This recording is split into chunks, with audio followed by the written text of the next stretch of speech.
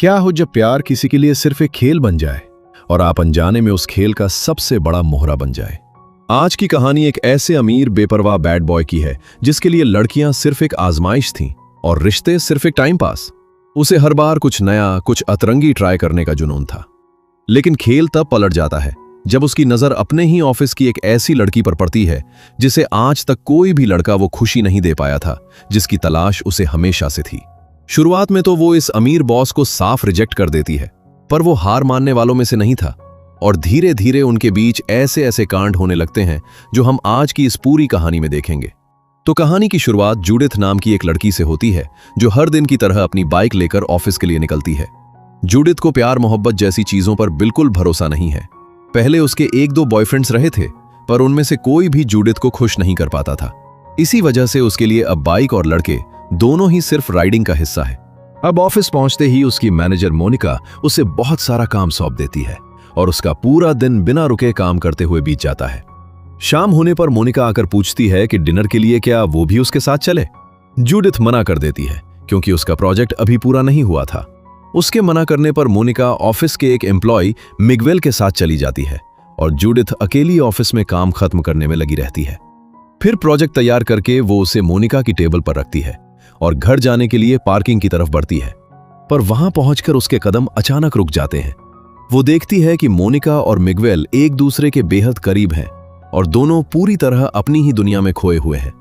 अपनी मैनेजर को एक एम्प्लॉय के साथ इस तरह देखकर जूडिथ कुछ पल के लिए समझ ही नहीं पाती कि आखिर वो क्या देख रही है, पर उन्हें देखकर उसके अंदर भी एक आग सी सुलग उठती है। घर पहुंचने के बाद भी उसका मन बेचैन रहता है, पर किसी तरह वो खुद को शांत कर लेती है। अगली सुबह वो फिर ऑफिस के लिए निकलती है। ऑफिस पहुंचकर वो लिफ्ट में चढ़ती है जहां पहले से कई लोग मौजूद थे, पर आखिर में सिर्फ जूडिथ और एक बहुत ही हैंडसम लड़का बच जाते हैं।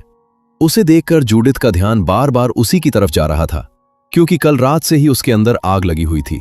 तभी अचानक बिजली चली जाती है और लिफ्ट बीच में ही रुक जाती है। माहौल एकदम शांत देखकर वो लड़का उससे बात करने लगता है और पूछता है कि उसे कोई प्रॉब्लम तो नहीं हो रही। जूडिथ कहती है कि उसे बंद लिफ्ट में ज्यादा देर रहना पसंद नहीं है और ऐसी जगह पर उसे डर लगता है। उसकी हालत देखकर वो लड़का धीरे से उसके करीब आता है और प्यार से उसके गाल पर एक किस कर देता है। ऐसा करते ही जूडिथ के अंदर की आग भड़क उठती है और वो खुद पर से काबू खोने लगती है, पर उसी वक्त बिजली वापस आ जाती है और लिफ्ट फिर से चलने लगती है। कुछ ही सेकंड बाद दोनों अपने फ्लोर पर पहुंच जाते हैं, लेकिन बाहर निकलते ही जूडिथ की हैरानी और बढ़ जाती है। मोनिका बहुत ही रिस्पेक्ट के साथ उस लड़के का नाम लेते हुए उसे बॉस कहकर बुलाती है। तब जूडिथ को पता चलता है कि उस लड़के का नाम एरिक है और वही इस कंपनी का ओनर है। हाल ही में उसके पिता की मौत हो गई है और अब वही सब कुछ संभालने वाला है। मोनिका दोनों का इंट्रोडक्शन करवाती है, जिसके बाद एरिक और मोनिका जूडिथ के बनाए प्रोजेक्ट पर बात करने के लिए केबिन में चले जाते हैं। बात खत्म होने के बाद एरिक वहां से चला जाता है। तभी मोनिका जूडिथ को बुलाकर उसका बनाया हुआ प्रोजेक्ट डस्टबिन में फेंक देती है और कहती है कि एरिक को यह प्रोजेक्ट बिल्कुल पसंद नहीं आया, इसलिए उसे आज ही पूरा प्रोजेक्ट दोबारा तैयार करना होगा। जूडिथ के पास कोई दूसरा रास्ता नहीं होता और वो फिर से देर रात तक ऑफिस में काम करके उस प्रोजेक्ट को दोबारा बना लेती है। लेकिन तभी उसे मोनिका और मिगवेल की आवाज फिर से सुनाई देती है। उन्हें लग रहा था कि अब ऑफिस में कोई नहीं है तो वे अकेले में कुछ भी कर सकते हैं। जूडिथ छिपकर उनकी हरकतें देखने लगती है। तभी एरिक वहां पहुंच जाता है। वह जूडिथ से पूछता है कि क्या उसे यह सब देखना अच्छा लग रहा है। अगर वह चाहे तो यह सब यहां भी हो सकता है। जूडिथ थोड़ा अनकंफर्टेबल हो जाती है और जल्दी से बात बदलते हुए कहती है कि उसने नया प्रोजेक्ट उसकी टेबल पर रख दिया है और अब उसे घर निकलना चाहिए। लेकिन एरिक उसे रुकने के लिए कहता है और थोड़ा प्यार जताते हुए उसके बालों को खोल देता है। दरअसल पहली ही मुलाकात से वह जूडिथ की खूबसूरती पर फिदा हो चुका था। वह जूडिथ को उस रात डिनर पर ले जाने की बात करता है, पर जूडिथ साफ कह देती है कि अपने ही बॉस के साथ डेट पर जाना सही नहीं है। इतना कहकर वो वहां से निकल जाती है। अगली सुबह जूडिथ अपने घर पर अपनी बिल्ली के साथ खेल रही होती है। तभी डोरबेल बजती है। दरवाजा खोलते ही सामने एरिक खड़ा होता है, जो फिर से उसे डिनर पर ले जाने की बात दोहराता है। जूडिथ मना करते हुए कहती है कि अगर लोगों को उनके बारे में पता चला तो सब गलत मतलब निकालेंगे, इसलिए एरिक को चले जाना चाहिए। यह सुनकर एरिक थोड़ा निराश होकर वापस जाने लगता है। तभी जूडिथ उसे रोक लेती है और कहती है कि वह चलेगी, लेकिन तैयार होने में थोड़ा समय लगेगा। एरिक बाहर इंतजार करने लगता है और जूडिथ को तैयार होने में उम्मीद से कहीं ज्यादा वक्त लग जाता है। काफी सारे ड्रेसेस ट्राई करने के बाद जब वो नीचे आती है तब तक काफी रात हो चुकी होती है। बाहर खड़ी एरिक की शानदार कार देखकर वो खुद को उसकी तारीफ करने से रोक नहीं पाती और कहती है कि वो हमेशा से ऐसी ही कार ड्राइव करना चाहती थी। एरिक हल्की मुस्कान के साथ कहता है कि ये कार बहुत पावरफुल है, क्या वो इसे चला पाएगी? जूडिथ भी जवाब देती है कि वो इसे चला भी नहीं बल्कि दौड़ा भी सकती है। दोनों इसी तरह हंसी मजाक और डबल मीनिंग बातों के बीच एक रेस्टोरेंट पहुंचते हैं और साथ में डिनर के लिए बैठते हैं। एरिक अपनी पसंद का खाना ऑर्डर करता है और जूडिथ को उसका चुनाव इतना पसंद आता है कि वो उसकी जमकर तारीफ करती है। एरिक बताता है कि उसे अलग अलग डिशेस ट्राई करना बहुत पसंद है और शायद जूडिथ को भी आज का खाना काफी पसंद आएगा। इसी बीच वो धीरे धीरे उसके करीब आ जाता है और बेहद रोमांटिक अंदाज में उसे किस करने लगता है। इस बार जूडिथ खुद को रोक नहीं पाती। तभी उनकी नजर रेस्टोरेंट में बैठी दो लड़कियों पर पड़ती है जो एक दूसरे के साथ कुछ अलग ही लेवल का डिनर एंजॉय कर रही थी। एरिक कहता है कि क्यों ना हम उन्हें देखते रहें या फिर उनके साथ शामिल हो जाए। उसकी ये बात जूडिथ को बहुत अजीब लगती है और बिना कोई बहस किए वो सीधे अपने घर लौट आती है। उस रात वो बहुत बेचैन रहती है क्योंकि उसे लगा था कि उनके बीच कुछ रोमांटिक होगा, लेकिन एरिक की इस अजीब फैंटेसी की वजह से उसका सारा मूड खराब हो जाता है। अब अगले दिन एरिक फिर उसके घर पहुंचता है और एक बार फिर उसे मनाने की कोशिश करता है। जूडिथ काम का बहाना बनाकर पहले तो मना करने लगती है, लेकिन जब उसकी नजर एरिक की लग्जरी कार पर पड़ती है तो आखिरकार वो जाने के लिए तैयार हो जाती है। एरिक उसे कार ड्राइव करने देता है। पूरे दिन दोनों शहर में घूमते हैं और एक दूसरे के बारे में बहुत सी बातें शेयर करते हैं। शाम ढलने के बाद एरिक उसे अपने आलीशान घर ले जाता है, जहां की लग्जरी देखकर जूडिथ काफी इंप्रेस होती है।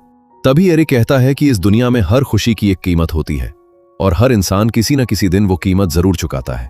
जूडिथ थोड़ी उत्सुक होकर उस कीमत के बारे में पूछती है तो एरिक कहता है कि इस बात को समझना इतना भी मुश्किल नहीं है, लेकिन अगर तुम चाहो तो मेरे साथ एक छोटा सा गेम खेल सकती हो।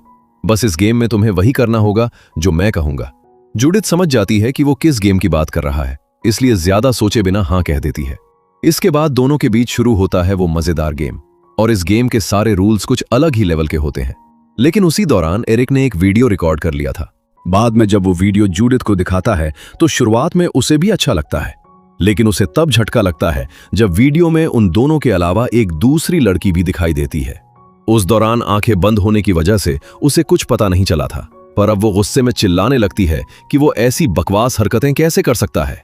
एरिक समझाने की कोशिश करता है कि वो उसकी एक बेस्ट फ्रेंड थी और ये गेम का एक सरप्राइजिंग लेवल था, लेकिन जूडिथ कुछ भी सुनने को तैयार नहीं होती और गुस्से में उसे रईस बाप की बिगड़ी हुई औलाद कहकर वहां से निकल जाती है। घर पहुंचने के बाद उसका गुस्सा 7वें आसमान पर होता है, पर वो किसी तरह खुद को शांत कर लेती है। अगले दिन ऑफिस में मोनिका और एरिक जूडिथ को कैबिन में बुलाते हैं और बताते हैं कि कंपनी के एक जरूरी प्रोजेक्ट के लिए उसे एरिक के साथ बार्सिलोना जाना होगा, लेकिन जूडिथ साफ इनकार कर देती है क्योंकि कल रात की वजह से वो अभी भी गुस्से में थी, इसलिए वो सीधे घर लौट आती है। पर वहां पहुंचते ही उसकी परेशानी और बढ़ जाती है क्योंकि उसकी प्यारी बिल्ली की तबीयत अचानक बहुत खराब हो चुकी थी। वो उसे फौरन डॉक्टर के पास लेकर जाती है, मगर तमाम कोशिशों के बावजूद डॉक्टर उसकी जान नहीं बचा पाता। अपनी सबसे प्यारी साथी को खोकर जूडिथ पूरी तरह टूट जाती है।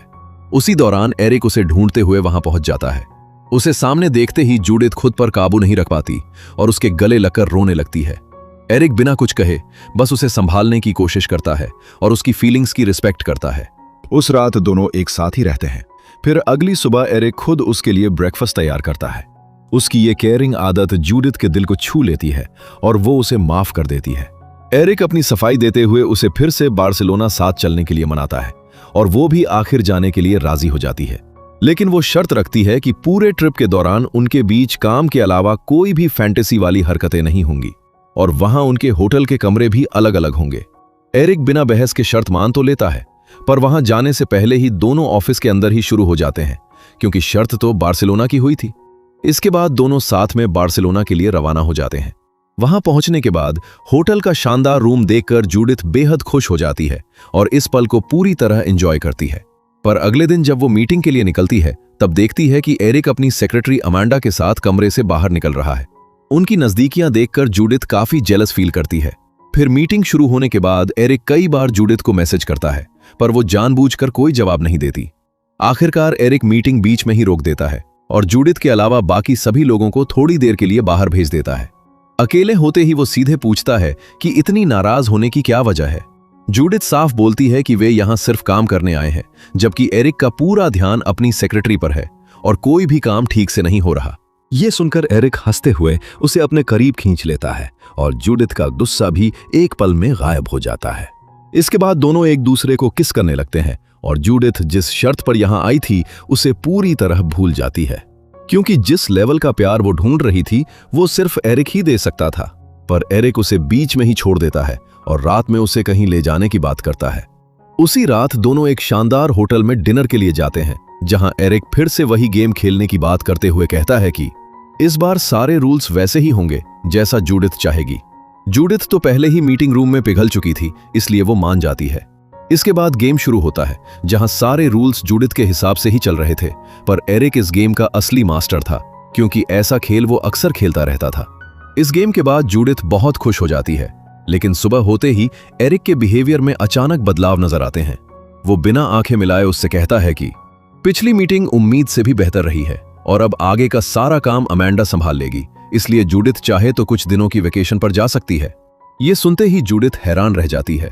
उसे समझ नहीं आता कि सिर्फ एक रात के अंदर एरिक अचानक इतना कैसे बदल गया। उसका दिल टूट जाता है और वो अपने घर अपने पापा के पास चली आती है। उसकी माँ तो नहीं थी, पर वहां उसका पूरा परिवार रहता था, जिनके साथ घुल मिलकर वो खुद को खुश रखने की कोशिश करती है ताकि एरिक की हरकतों को भुला सके। इसके बाद शाम को वो एक पार्टी में जाती है और एरिक को भूलने के लिए काफी ड्रिंक करती है। वहीं पर उसकी मुलाकात एक नए लड़के से होती है। दोनों के बीच बातचीत होती है और रात का कुछ समय वे साथ बिताते हैं, जिससे जूडिथ के मन का बोझ थोड़ा हल्का हो जाता है। अगली सुबह घर लौटकर जब वो अपने पापा से बात कर रही होती है, तभी देखती है कि एरिक उसे ढूंढते हुए वहां तक पहुंच गया है। जूडिथ उससे बात भी नहीं करना चाहती थी, पर एरिक शांत होकर कहता है कि वो उसे बहुत याद कर रहा था, इसलिए खुद को रोक नहीं पाया। लेकिन जूडिथ गुस्सा करते हुए कहती है कि एरिक जैसे इंसान गिरगिट की तरह अपने रंग बदलते हैं और उन्हें किसी की फीलिंग्स की कोई परवाह नहीं होती। तब एरिक पहली बार अपने दिल की बात बताता है कि उसे डर था कहीं वो जूडिथ से सचमुच प्यार न करने लगे, इसलिए उसने जानबूझकर खुद को उससे दूर करने की कोशिश की थी। लेकिन अब उसे एहसास हो चुका है कि वो सच में उससे प्यार करता है। ये सुनकर जूडिथ थोड़ी शांत होती है और आखिरकार उसे एक और मौका देने का फैसला करती है। इसके बाद दोनों फिर से अपने रिश्ते को संभालने की कोशिश करते हैं और धीरे धीरे उनके बीच की दूरियां कम होने लगती हैं। दोनों कई जगहों पर घूमने जाते हैं और कुछ दिनों बाद एरिक उसे वापस ले जाता है। वापस लौटते ही वो सबसे पहले उसे अपने 2 दोस्तों से मिलवाता है, जहां जूडिथ को पता चलता है कि जिस लड़की को उसने पहले वीडियो में देखा था उसका नाम फ्रीडा है और वो अपने बॉयफ्रेंड आंद्रेस के साथ रहती है। वे दोनों ही असल में एरिक के बेस्ट फ्रेंड्स हैं, जिससे जूडिथ के मन की एक बड़ी गलतफहमी दूर हो जाती है। उसी शाम चारों एक पार्टी में पहुंचते हैं, जहां पहले से कई अमीर लोग मौजूद थे। पार्टी के दौरान एरिक जूडिथ को अपने एक और दोस्त एलेक्स से इंट्रोड्यूस करवाता है और बहुत समझाने के बाद उसे एक कमरे में ले जाता है। वहां उनके बीच एक अलग ही लेवल का गेम होता है जो जूडिथ को भी पसंद आता है और वो दोनों के साथ बहुत एंजॉय करती है। लेकिन अगली सुबह जब उसकी आंख खुलती है तो एरिक कहीं जा चुका होता है। फ्रीडा और आंद्रेस उसे बताते हैं कि एरिक उन्हें भी बिना बताए कहीं चला गया है और फोन भी नहीं उठा रहा। जूडिथ के मन में फिर से कई सवाल उठने लगते हैं। वो भी कॉल करती है, पर एरिक का कोई जवाब नहीं आता। उसे समझ नहीं आता कि एरिक आखिर चाहता क्या है, क्योंकि उसकी खुशी के लिए उसने पिछली रात वो सब किया जो वो कभी नहीं करना चाहती थी। कुछ दिनों तक वो बहुत बेचैन रहती है और धीरे धीरे फिर से अपने काम पर पूरा ध्यान देने लगती है। फिर एक दिन जिम करने के दौरान उसकी मुलाकात एक लड़की से होती है जो अपना नाम रेबेका बताती है। दोनों के बीच बातचीत होती है और वे काफी अच्छे दोस्त बन जाते हैं। फिर अगले दिन ऑफिस पहुंचते ही मोनिका उससे कहती है कि उसका प्रमोशन हो गया है और अब वो फाइनेंस डिपार्टमेंट का काम संभालेगी। जूडिथ इस प्रमोशन से बहुत खुश होती है और अपनी जिंदगी की नई शुरुआत करने का फैसला करती है। वो सोचती है कि अब एरिक से जुड़ी तमाम यादों को पीछे छोड़कर आगे बढ़ना ही सही रहेगा। वो सही समय पर ऑफिस पहुंचती है और अकेले रहने की आदत डालने लगती है। लेकिन कुछ दिनों बाद एरिक अचानक ऑफिस आ धमकता है। जूडिथ अब उससे कोई बात नहीं करना चाहती थी, लेकिन वो माफी मांगते हुए फिर से अपने प्यार का इजहार करने लगता है। ऑफिस में तमाशा न हो इसलिए जूडिथ उसे घर ले जाकर साफ कहती है कि अब वो उसकी कोई बात सुनना नहीं चाहती, क्योंकि वो समझ चुकी है कि एरिक कितना सेल्फिश और डरपोक इंसान है। तब एरिक बताता है कि वो बिना बताए जर्मनी में अपने परिवार से मिलने गया था। वहां जाकर उसे एहसास हुआ कि उसकी जिंदगी में सबसे ज्यादा मायने सिर्फ जूडिथ रखती है, इसलिए अब वो उसके पास हमेशा के लिए लौट आया है। शुरुआत में जूडिथ उसकी किसी बात पर भरोसा नहीं करती, क्योंकि वो कई बार अपना वादा तोड़ चुका था। पर एरिक गिड़गिड़ाने लगता है कि उसे अपने प्यार को साबित करने का बस एक आखिरी मौका चाहिए। जूडिथ को इस बार उसकी आंखों में सच्चा प्यार नजर आ रहा था, इसलिए वो उसे एक आखिरी मौका देने का फैसला कर लेती है। अब दोनों फिर से अपने रिश्ते को एक नई शुरुआत देने की कोशिश करते हैं।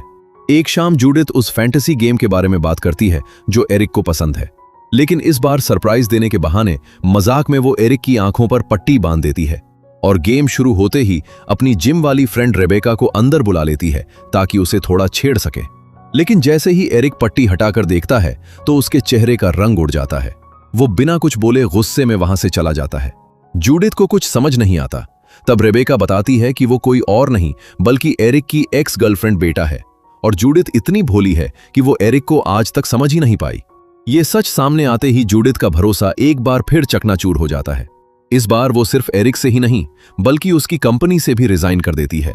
अब उसे पूरा यकीन हो चुका था कि एरिक हर बार अपनी जरूरत के हिसाब से उसकी जिंदगी में आता रहा और हर बार एक नया झूठ बोलकर उसका भरोसा तोड़ता गया। अब की बार वो एरिक से कोई सफाई नहीं मांगती और ना ही उससे बात करती है। आखिरकार वो अपने घर, अपने परिवार के पास वापस लौट आती है और अपनी जिंदगी को पूरी आजादी के साथ एक नई शुरुआत देने का फैसला करती है। और इसी के साथ ये मूवी यहीं पर खत्म हो जाती है।